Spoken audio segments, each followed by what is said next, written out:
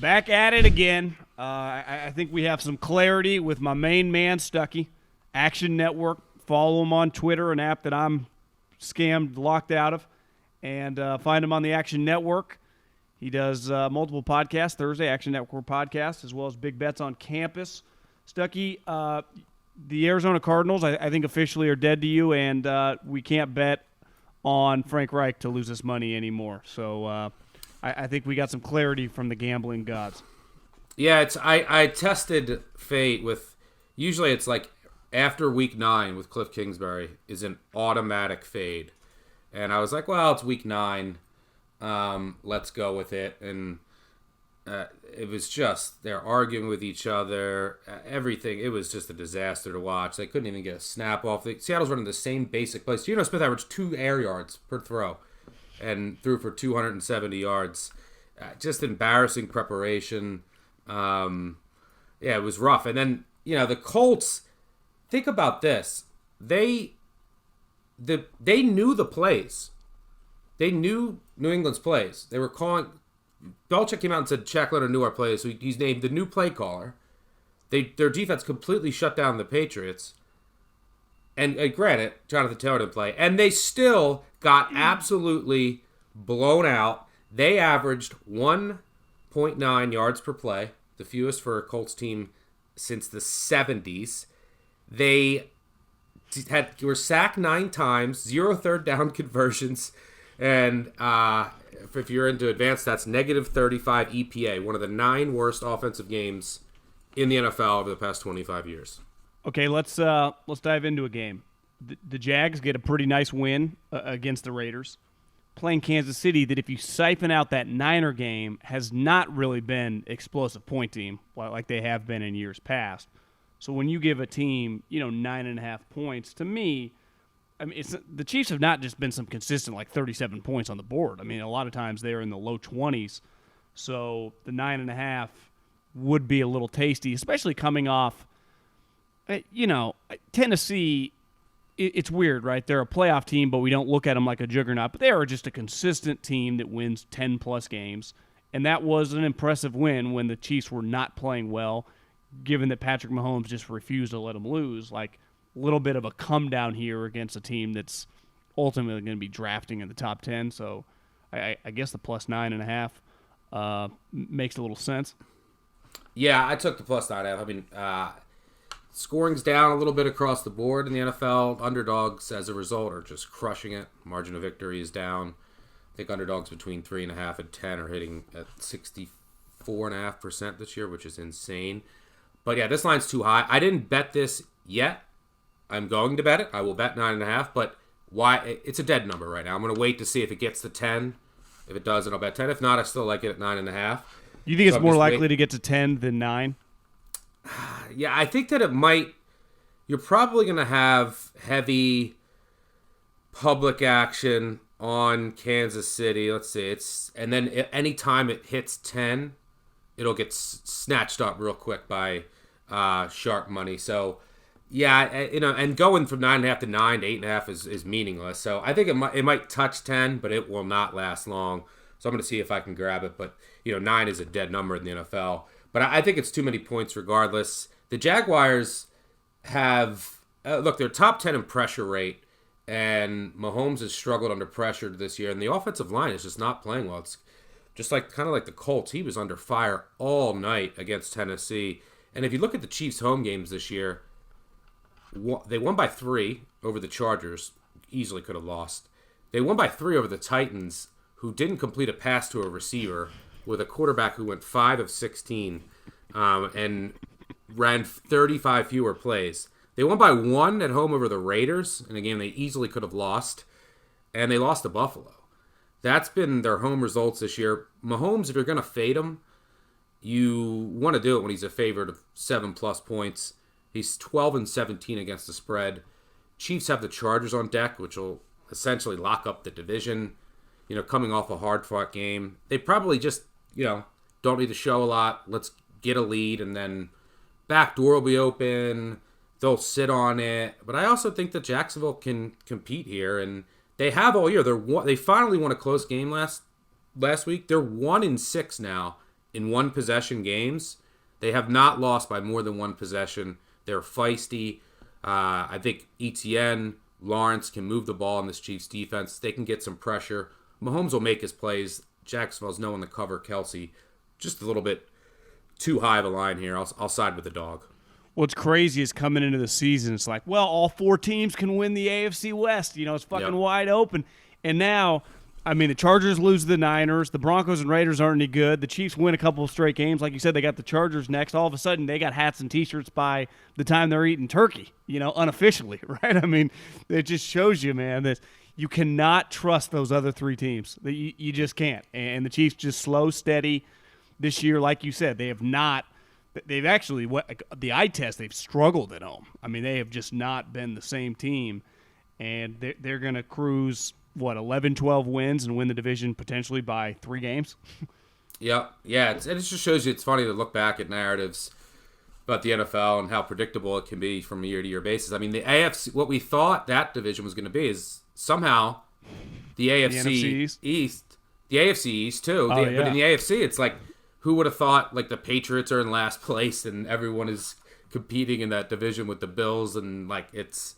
Yeah, you got to love the NFL. Well, if I would have told you the Patriots are in last place on November 10th, you'd be like, oh, they're 2-7. They're god-awful. Well, it's actually like they're 5-4. They feel like they're probably going to be a 9 or 10 win team. You know? Honestly,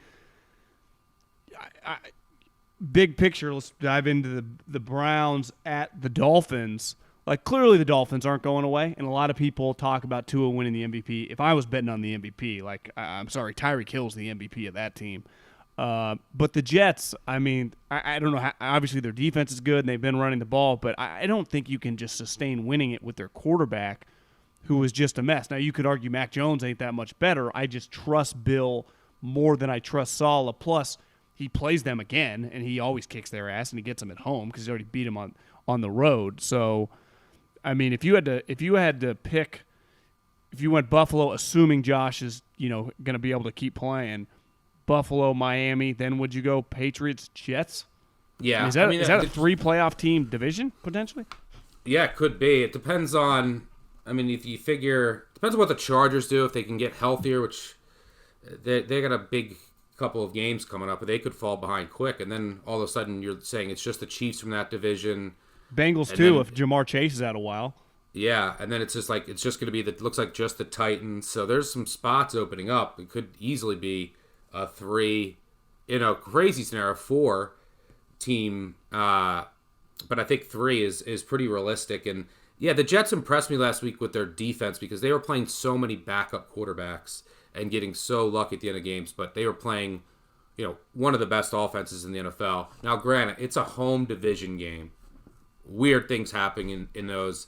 Zach Wilson didn't throw his picks, which he normally will. He only fumbled once. He's ultimately going to hold them back. But the defense showed me a lot. They can get pressure without blitzing. Sauce Gardner is just so good for a rookie. And their special teams are also playing a lot better. So they'll be feisty, but they'll start losing some of these close games, and Wilson will cost them. I trust the Patriots just a tad. You could argue the big difference between the Jets, Dolphins, and the Patriots is just simply Tua's a lot better than obviously Zach Wilson and Mac Jones. And exactly. And listen, I think Tua, the hype he gets on the internet is probably a little stronger than what I watch, but he is much more functional in playing with those guys. 17 and 10 are fucking monsters. Yep. Those guys are ass kickers. It's why I think you like Cleveland this week. I just do not trust Jacoby, and I know that they look pretty good. What was it, 2 weeks ago against the Bengals on that Monday night game? And I think Monday night games for teams that it's weird. The Browns actually aren't a shitty team. They're just playing with their backup quarterback, who's not going to be the starting quarterback for much longer. But just even bad teams get up for those Monday night games. It's a really big deal, especially divisional games. We've seen it in years past when the Giants suck. Remember they almost beat the Bucs a couple years ago. Like, just bad teams Monday night. It's a big deal if you're a human being. So I would like Miami, I guess, this weekend. But it's weird. Like, I don't even love Miami that much. I just kind of love their 2 receivers because their defense isn't that great. But I just, Jacoby can just be so hit or miss. I guess you just run the ball consistently, but is that something Stefanski just I know he takes a lot of shit in Cleveland land about being pass happy sometimes. Yeah, I like Cleveland here. I took them +4, like it a +3.5. They've actually been really good on all. Like they're fifth in EPA per dropback. Their offense is top 10 EPA on the league this year. They've just been really unlucky, and they're actually getting healthier too. They're coming off of a bye here. They should get Denzel Ward back. Their offensive line should be at full strength. And if you look at what they've done this year, right, they have 3 wins. The Dolphins have 6 wins. But the Browns, here are their losses this year. They lost by 1 to the Jets game they should have won. Lost by 3 to the Falcons game they should have won. 2 to the Chargers game they should have won. 3 to the Ravens. Held the Ravens at 200 yards, by the way. That's another key here. Browns defense over their previous 2 games has figured something out. Garrett's obviously dominating, but they were missing assignments. But they look so much better. The communication was better. They simplified the scheme against the Ravens and then the Bengals. 2 good offenses before the bye. And their defense was a disaster early in the season. So, yeah, I think their defense is trending up. But that's 1-4 in games decided by 6 points or less. Do you know what the Dolphins are? They are 5-0. They beat the Ravens by 4 in a miraculous comeback win. The Bills by 2. They got outgained by 200. They beat the Steelers by 6 at home. And then in the last 2 weeks, they beat the Lions and Bears by 4 and 3. So why? Well, their offense was humming, but their defense is really bad right now. They also have the worst special teams in the league if you look at some advanced metrics. But their defense is bad right now, and the reason is they don't get pressure, and their secondary is decimated. So they can't do anything. They can't blitz. They can't cover. They need to get Jones back. They have a bye coming up. Brandon Jones, they got to get back. Byron Jones, they got to get back. Xavier Howard has been playing hurt. All their backup corners are hurt. They can't stop anybody, and they are just finding ways to win late with that offense by 2, 3, 4. Not going to happen forever. That's what's going to hold them back. Their defense has to get healthier. They don't have to be great on defense. Just get a few stops. I think the Browns off of a bye here, defense trending up. Offense should be able to move the ball on this decimated Miami team. I'll gladly take over 3 here with Cleveland. Yeah, I guess when I said pass happy, I just meant more because obviously Chubb's having an incredible season. He's just called pass plays that have led to like red zone picks for Jacoby that I didn't quite realize. I mean, when you watch him, my takeaway is like, I know Derrick Henry's come on this last 3 or 4 weeks, but Chubb's the best running back in the league. I mean, he's on pace for potentially like 2,000 yards and 22, 23. He is fucking incredible. And what's the way to slow down a really explosive offense? Kyle Shanahan style, just pound the ball, slow the game down, and don't give as many shots to the other team, right? I mean, should be able to control the ball here, keep their offense on the sidelines. And Brissett can make all the throws. He just turns the ball over. Yeah, when he's under pressure is when it's problematic, but the Dolphins aren't getting pressure. The Browns have one of the best offensive lines in the NFL, should be at full strength this week. And Miami's going to have to be worried about the run. Like, he's going to make some easy play-action throws here against a secondary that is decimated. So, yeah, I think this will be a close game, but I'll gladly take over a field goal here. Crazy thing is looking at some of these offensive stats, if they just had a healthy Deshaun Watson the whole season, it'd be hard to not say this team's a playoff team, right? Yeah, and that's what's sad if you're a Browns fan. If Watson comes back, now we'll talk about this later in the year, but I'm a little concerned if Watson hasn't played in 700 days. He's not just going to come back and be like, you saw him in the preseason. He looked there's going to be rust. That's why you have preseason. But if you'd say it took him a couple of days, what really hurt the Browns is all of these losses, 1-4 in these games decided by 4 points or less. If they were the opposite, right? They were 3-2. They'd be fine. They would put themselves in position to get to the playoffs when Watson comes back. And then by the time you get to the playoffs, even as a wild card, if you have Watson acclimated into the offense, they would have been scary, but they lost all those coin flips, so it's a huge uphill climb now. I hadn't been paying attention to this game just because the Packers, in a weird way, they are relevant because they're the Packers and they got Rodgers, but their team is not. And when I saw the line that you like the Packers +5, I'm like, damn, they're hosting the Cowboys.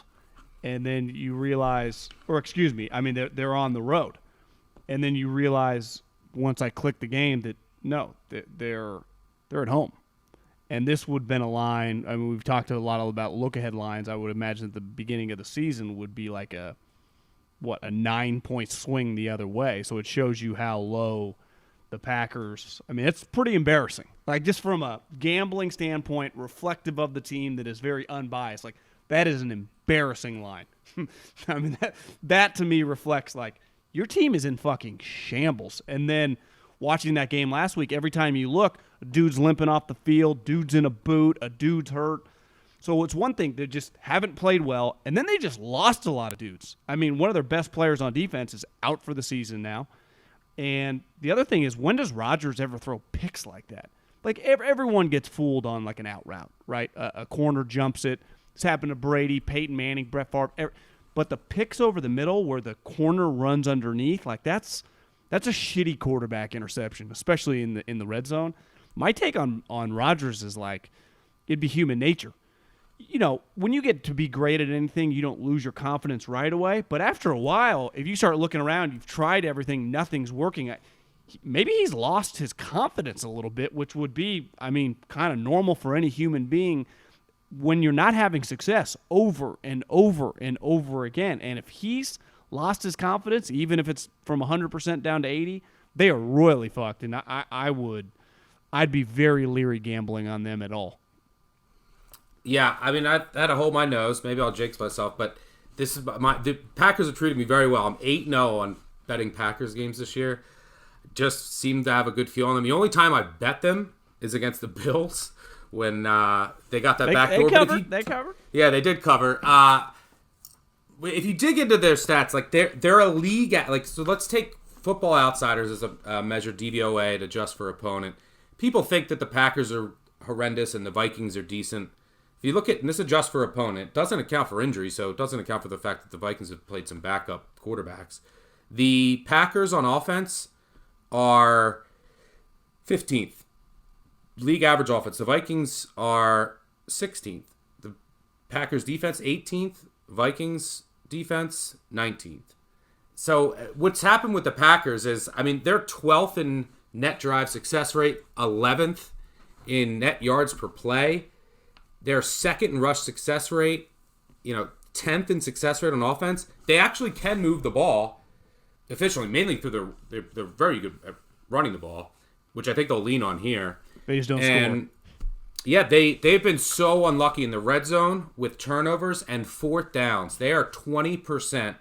They've lost, from an EPA perspective, 30 points on fourth down conversions. They are 3 for 15, and they've been huge fourth downs, just massive swings. And there's also, obviously they don't have a lot of explosiveness, but they're able to move the ball, and they're just getting unlucky on turnovers, red zone, things that there's a lot of variance in. You would think that there's some correction, some regression coming. So they're not as bad as they look. They're not great. They're just, to me, a league average team that's getting unlucky and also, dealing with some growing pains. The offensive line's had injuries. Now they have injuries on defense, but this is a must-win for them. Rodgers has never been an underdog of more than 3 points at home. And I think they'll be able to run the ball. I think you'll get a spirited effort. And I think this is just buying the stock at a low point, just like I did against the Bills. And if you think about it, that line closed around 10 at Buffalo. Buffalo was also off of a bye. One of the best home field advantages in the NFL. In primetime, too. And the Packers were playing in their fourth stadium in 4 weeks. Just looked awful against Washington. And they were catching 10 there on the road. Okay, let's swing the home field back the other way. And they covered that game, by the way. Let's swing the home field back the other way. And we'll go to Green Bay. And Dallas now is laying 5 on the road in Lambeau. You account for the home field. We're basically saying the Bills at full strength and the Cowboys are the same. Don't buy it. I think this line should be 3. I think the Cowboys should be favored, but I think you're catching the Packers. That's what you really want to do when you're betting the NFL. Buy low, sell high. I think you're catching the Packers at the low point. There could be some regression coming. They've been the unluckiest team in the NFL by far. This is just a league average team. That's what they're going to be all year. You hope they get some breaks, but there's too much value in this number for me to pass up. You know what's crazy looking at points per game is like toward the bottom 10 are the Bucks and the Packers at 18 and 17.1. I mean, that's two teams that, the Bucks still might get there just based on their division, but we're viewed as like, I guess depending on who you talk to, as, playoff locks and playoff consistent stalwart teams with Brady and Rodgers. And the eye test is bad as, like, you just watch them. They like you said, they just can't score. And ultimately, like, my always pushback on the stats, like, yards per play, the rushing stats, the passing. Like, ultimately, the point of the game is to have more points than the other team. And, some of these games, the Packers just lost to the Lions. It's not like the Lions had fucking 30 points, right? What was the final of that game? 15-9? 15-9. I graded it out as a Packers, like I grade out with the final scores based on stats, as a 12-point win. They had 400 yards of offense to the Lions 250. Yards per play 5.6 to 4.5. Yeah, I get what you're saying. It's red zone turnovers. There's nothing worse than a red zone turnovers.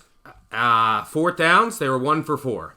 Again, they just I normally agree with you. You can't just look at the stats. There's a lot of times there's an underlying story. It's one of the reasons why I love watching the games and trying to understand from that perspective as well.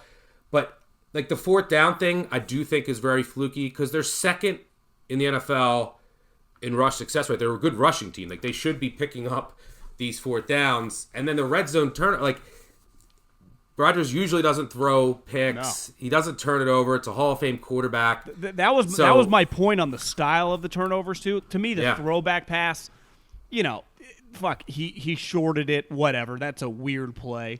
But the passes over the middle where the guy undercuts, like that's a shitty quarterback pick in my opinion.